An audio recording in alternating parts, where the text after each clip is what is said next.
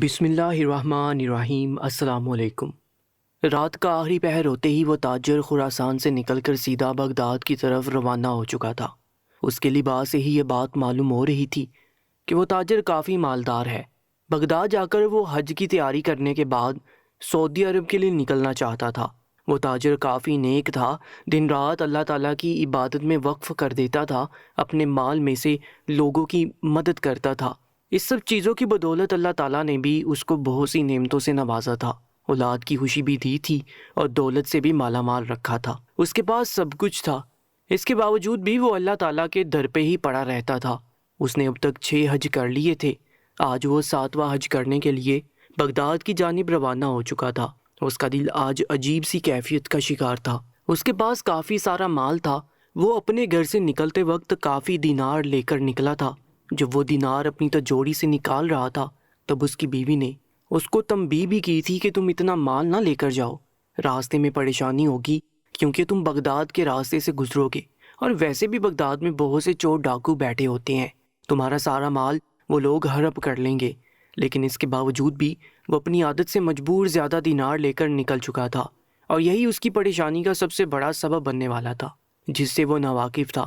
اس کا خیال تھا کہ اگر راستے میں کوئی مسئلہ پیش آ جائے تو وہ اس سے حل کر لیں گے، اس لیے اس نے اپنی بیوی کی بات کو نظر انداز کر دیا تھا۔ ابھی بھی وہ بہت سے لوگوں میں دینار بانٹ رہا تھا، وہ کھلے دل سے لوگوں میں اپنا روپیہ پیسہ بانٹتا تھا۔ اس کا کہنا تھا جتنا بانٹوں گا اتنا اللہ عطا کرے گا۔ آج بھی وہ یہی کر رہا تھا۔ سب کچھ کر لینے کے باوجود بھی اس کے پاس 1000 دینار بچ گئے تھے۔ اگر وہ یہ لے کر حج کے لیے جاتا تو یہ اس کے لیے خطرے سے خالی نہیں تھا، راستے میں بہت سے ڈاکو اس کو لوٹ سکتے تھے۔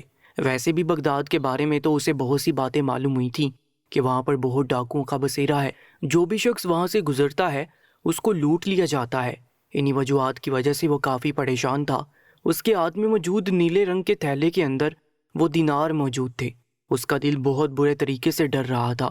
وہ ہمیشہ اپنے مال کی حفاظت کرتا تھا، کبھی بھی بے وجہ اپنا مال نہیں لوٹاتا تھا، ہر چیز کو دیکھ کر سنبھال کر خرچ کرتا تھا۔ اگر ایسے میں اس کے یہ 1000 دینار ضائع ہو جاتے تو اس کو بہت تکلیف ہونی تھی۔ یہ باتیں سوچ سوچ کر وہ کافی پریشان ہو گیا تھا۔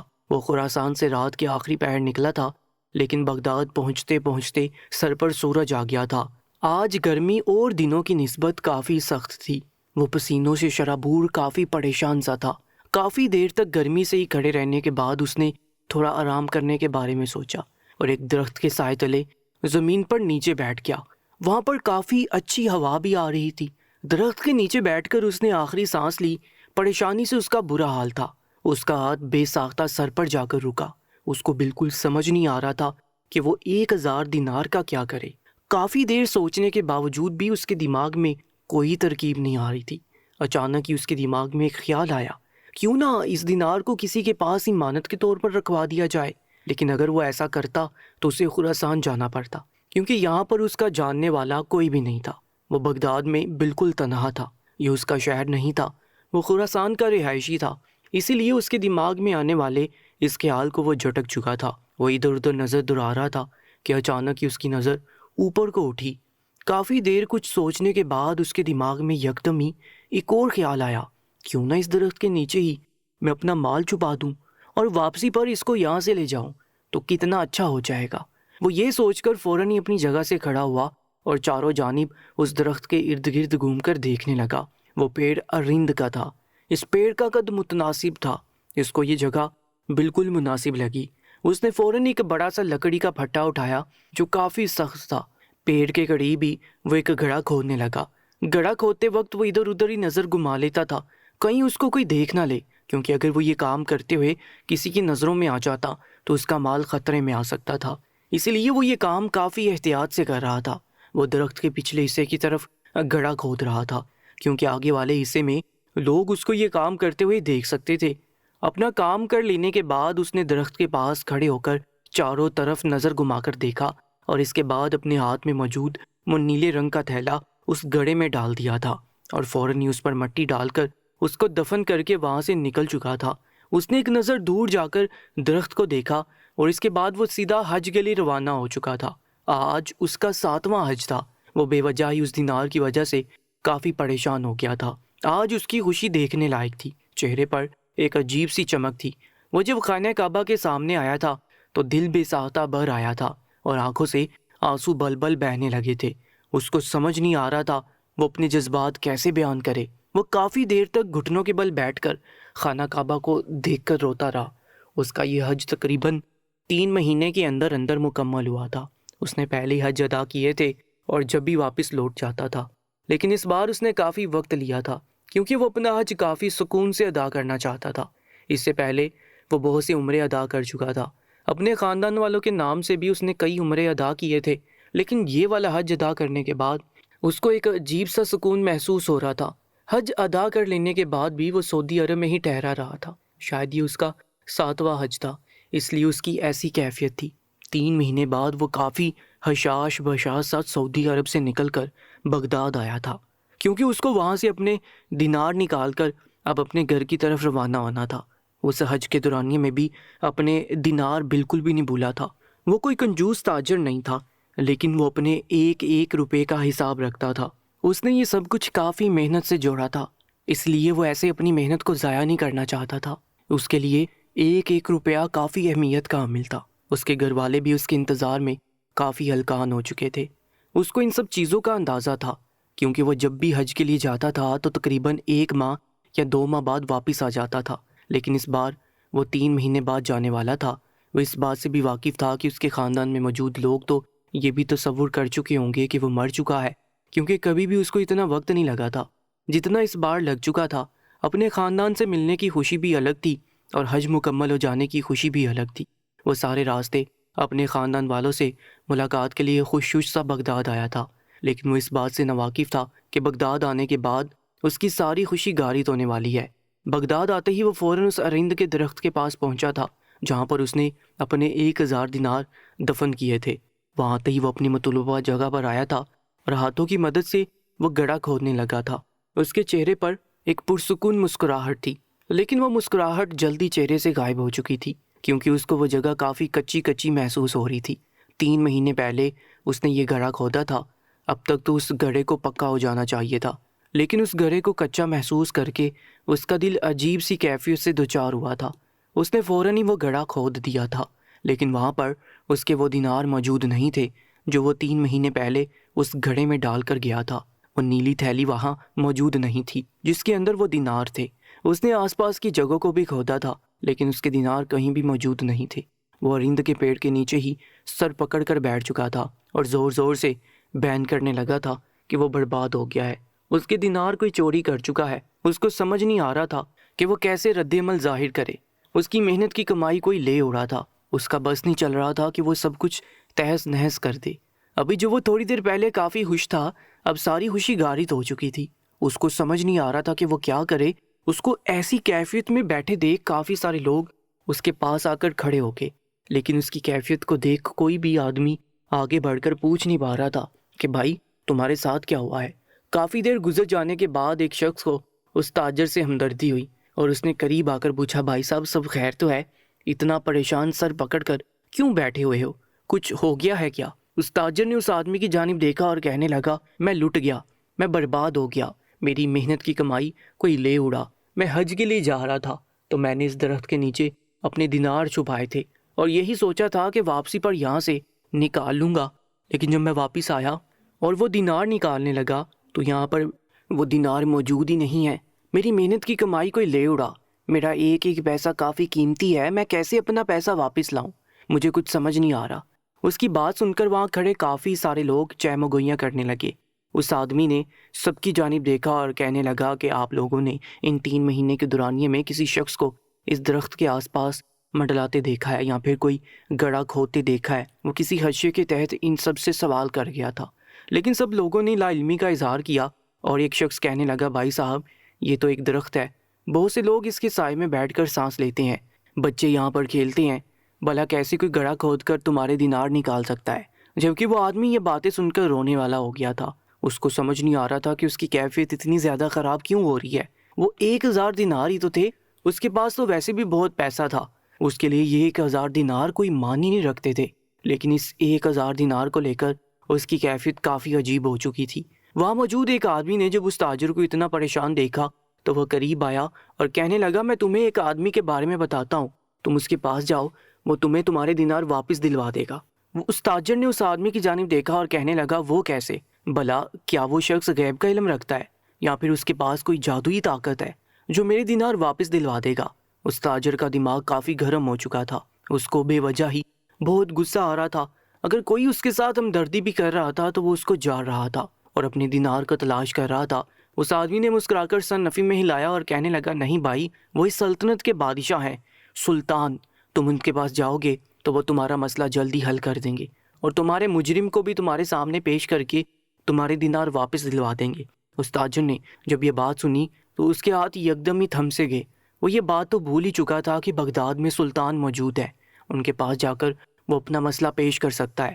وہ فوراً ہی سر میں ہلانے لگا، کہنے لگا ہاں میں وہاں جانا چاہتا ہوں۔ دراصل اس پریشانی نے میرے دماغ سے یہ بات نکل ہی گئی تھی، مجھے فوراً ہی دربار لے چلو، میں سلطان کے پاس جانا چاہتا ہوں۔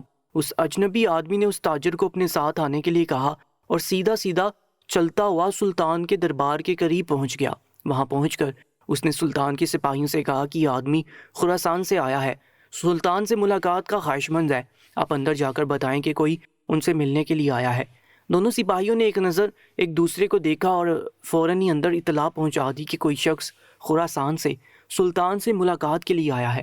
تھوڑی دیر بعد ہی اس آدمی کو دربار میں طلب کر لیا گیا، جبکہ وہ اجنبی آدمی دروازے سے ہی دربار کے لوٹ چکا تھا۔ سلطان اپنی نشست پر براجمان تھے، دربار کا وقت ختم ہو چکا تھا، لیکن ایک آدمی کی ملاقات کی خاطر وہ ایک بار پھر دربار لگا کر بیٹھ چکے تھے۔ وہ تاجر سلطان کے سامنے ادب سے کھڑا ہو گیا، اس کی آنکھوں سے ہی معلوم ہو رہا تھا کہ وہ کافی رو بھی چکا ہے۔ سلطان نے اس تاجر کی جانب دیکھا اور نرم لہجے میں کہنے لگے بولو اے آدمی، تمہارا کیا مسئلہ ہے؟ تم ہم سے کیوں ملاقات کرنا چاہتے ہو؟ سب خیریت ہے؟ تمہاری حالت کافی ناساز لگ رہی ہے۔ اس آدمی نے جب سلطان کا نرم لہجہ دیکھا تو وہ بے ساختہ رو پڑا اور کہنے لگا سلطان معظم، میں حج کے لیے خراسان سے نکل کر بغداد آیا تھا، میرا ارادہ یہاں سے تیاری کر کے سعودی عرب کے لیے نکلنا تھا، لیکن میرے پاس 1000 دینار بچ گئے تھے۔ مجھے سمجھ نہیں آ رہا تھا کہ میں یہ 1000 دینار لے کر کیسے حج کے لیے جاؤں۔ اگر میرے ساتھ کوئی حادثہ پیش آ گیا یا پھر کوئی چور ڈاکو مجھ پر حملہ آور ہو گئے تو میں خود کی حفاظت کیسے کروں گا؟ انہی سب چیزوں کو سوچ کر میں نے ایک رند کے درخت کے نیچے ایک گھڑا کھود کر نیلے رنگ کی تھیلی میں اپنے 1000 دینار چھپا دیے تھے، لیکن جب میں 3 مہینوں بعد واپس آیا اور اپنے دینار نکالنے لگا تو نہ وہاں پر میرے دینار موجود تھے، نہ میری نیلے رنگ کی تھیلی موجود تھی۔ کوئی بے مروت شخص میری محنت کی کمائی لے اڑا ہے، مجھے میرا پیسہ واپس چاہیے۔ سلطان معظم، آپ کی سلطنت میں میرے ساتھ یہ ظلم ہوا ہے۔ سلطان نے اس آدمی کی بات کافی غور سے سنی اور کہنے لگے ہم تمہارا مسئلہ سمجھ رہے ہیں، لیکن ہمیں تم اتنا بتاؤ کہ جب تم تاجر ہو اور تمہارے پاس اتنا پیسہ ہے تو تم 1000 دینار کے لیے اتنا پریشان کیوں ہو رہے ہو؟ اس آدمی نے یہ سن کر لا علمی کا اظہار کیا اور کہنے لگا سلطان معظم، میں خود اس بات سے ناواقف ہوں، واقعی میرے پاس کافی پیسہ اور روپیہ ہے، لیکن میرے لیے یہ 1000 دینار کافی اہمیت رکھتے ہیں۔ میں آپ سے درخواست کرتا ہوں بس میرے یہ 1000 دینار مجھے واپس دلوا دیں، آپ کی کافی مہربانی ہوگی۔ سلطان نے ایک بار پھر اس کا سارا مسئلہ سنا تو وہ ارند کے درخت پر آ کر ٹھہر گئے۔ ارند کا درخت تو طبیبوں کے کام میں آنے والی چیز ہے، یعنی یہ حرکت کسی حکیم نے کی ہے۔ انہوں نے فوراً بغداد میں موجود تمام طبیبوں کو دربار میں حاضر کرنے کا حکم دیا، جبکہ وہ آدمی اتنی جلدی اپنی شکایت پر عمل درآمد ہونے پر حیرانگی سے سلطان کے انصاف کو دیکھ رہا تھا۔ وہ آدمی ایک طرف کو اکڑ کھڑا ہو گیا۔ تھوڑی دیر بعد ہی دربار میں بہت سے طبیب جمع ہونا شروع ہو چکے تھے۔ سلطان اپنی نشست پر ایک شان سے براجمان تھے اور سب لوگوں کو کافی گہری نگاہوں سے دیکھ رہے تھے۔ دربار میں تقریباً 20 کے قریب طبیب آ چکے تھے۔ سلطان نے سب پر ایک طائرانہ نگاہ ڈالی۔ تمام طبیب سلطان کو سوالیہ نگاہوں سے دیکھ رہے تھے۔ سلطان نے تمام طبیبوں کی جانب دیکھتے ہوئے بلند آواز میں سلام کیا اور اس کے بعد اپنا موقف بیان کیا کہ ان لوگوں کو انہوں نے دربار میں کیوں طلب کیا ہے۔ تمام لوگ اس سلطان کے سوال کو کافی غور سے سننے لگے۔ سلطان نے ان سب کی جانب دیکھتے ہوئے پوچھا کہ اس سال کس طبیب نے رند کے درخت کی کونپلوں سے مریض کا علاج کیا ہے؟ تمام طبیب یہ سوال سن کر لا علمی کا اظہار کرنے لگے اور کہنے لگے نہیں سلطان معظم، ہم لوگوں نے کسی بھی مریض کا رند کے درختوں کی کونپلوں سے علاج نہیں کیا ہے۔ سلطان نے ایک شکی نگاہوں سے تمام طبیبوں کو دیکھا اور بلند آواز میں کہنے لگے ہمیں جھوٹ سے سخت نفرت ہے، ہمارے شہر کے اندر یہ گناہ ہوا ہے اور وہ بھی دوسرے شہر کے رہائشی کا، ہم کسی کو بھی معاف نہیں کریں گے۔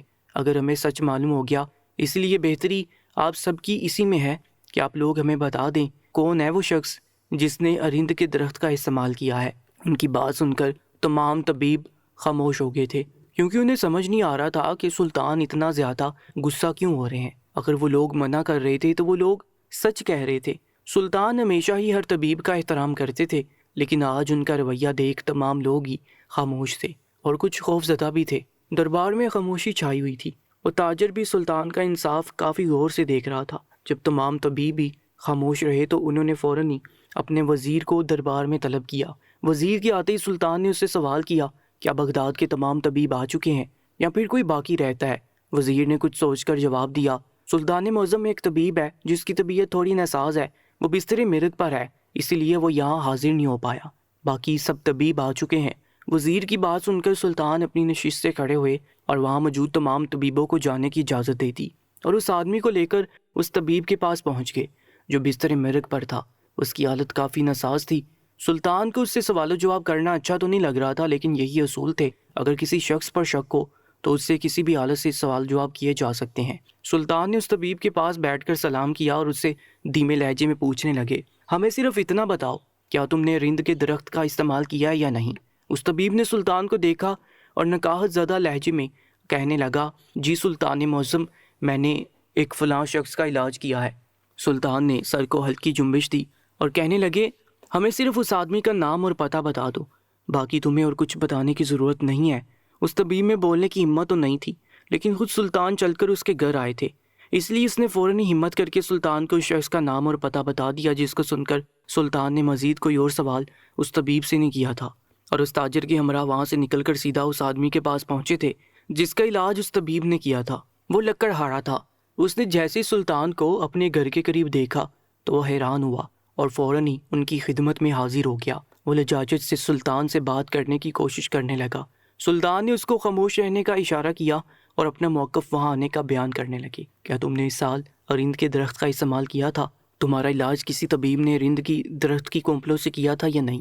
اس آدمی نے یہ سوال سنا تو وہ فوراً ہی سر ہاں میں ہلا کر کہنے لگا، جی سلطان معظم، میرا علاج ہوا ہے اور اس طبیب کا میں ہمیشہ شکر گزار رہوں گا، اس کی وجہ سے میں آج صحت یاب آپ کے سامنے کھڑا ہوا ہوں۔ سلطان نے سن کر ایک نظر اس تاجر کو دیکھا جو بے قرار نگاہوں سے اس آدمی کو دیکھ رہا تھا۔ سلطان نے دھیمے لہجے میں ہی اس آدمی سے سوال کیا، تو تمہیں پھر کس نے رند کے درخت کی کونپلیں لا کر دی تھی یا پھر تم خود لے کر آئے تھے؟